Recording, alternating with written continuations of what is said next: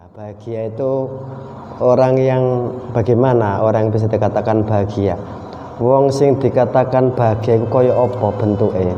Sakjane ya simpel, sing apa iku wong bahagia iku.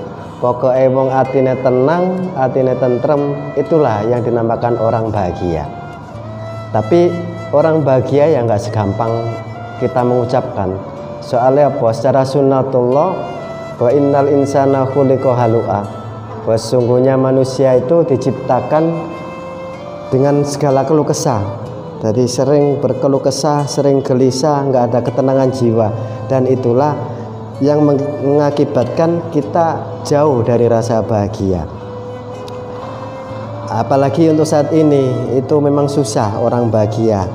Ditambah lagi dengan dunia yang sekarang ini yang begitu gemerlapnya, begitu indahnya, nah itu semakin membuat kita jauh dari rasa bahagia. Termasuk mungkin saat ini sering lagi banyak sosmed yang ada. Setiap orang punya akun masing-masing, dan dari akun itulah orang bisa mempost dirinya, memberitahukan dirinya sedang apa mereka. Dan bukan cuman itu saja, dengan adanya sosmed yang ada, itu akhirnya orang-orang mempunyai sebuah penyakit namanya sindrom popularity. Jadi kabeh kepengen terkenal, kabeh kepengen hebat nang kono iku. Makanya foto-fotonya ya golek foto sing wah, sing macem-macem.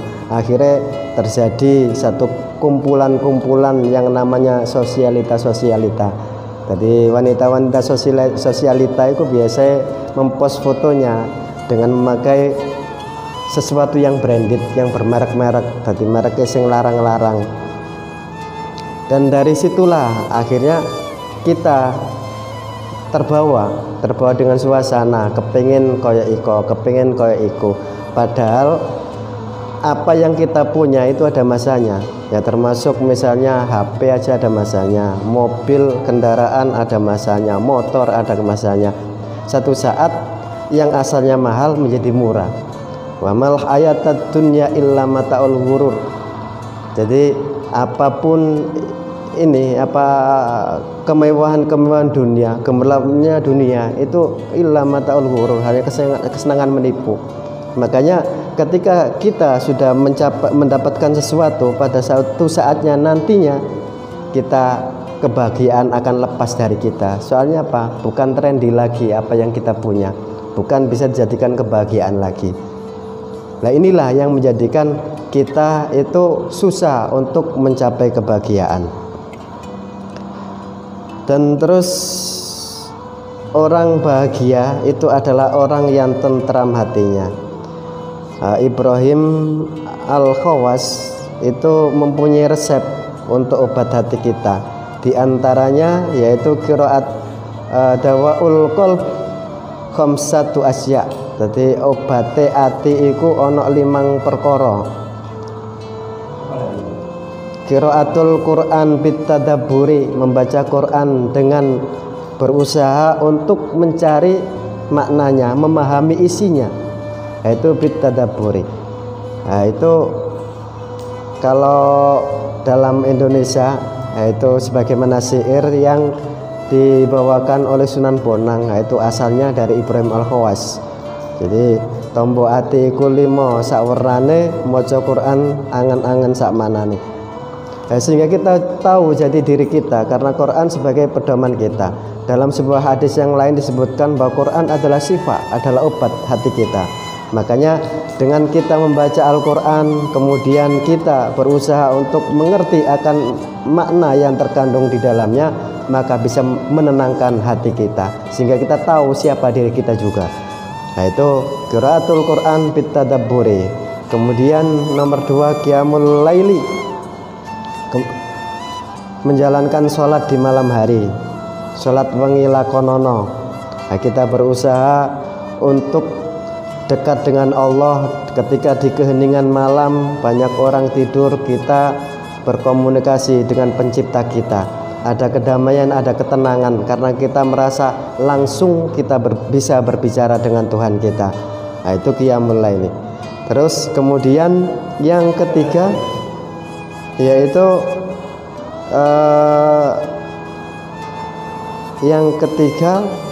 khala al-batnu, mengkosongkan perut kita. Itu kalau urut-urutannya dalam kitabnya Al-Khawas, Ibrahim Al-Khawas itu apa itu namanya, al-khala al-batnu. Tapi kalau tombo ati kulimo warnane nomor 1 maca Quran sama, nomor 2 salat wingi lakonono, nomor 3 wong kang salah kumpulono, itu bukan.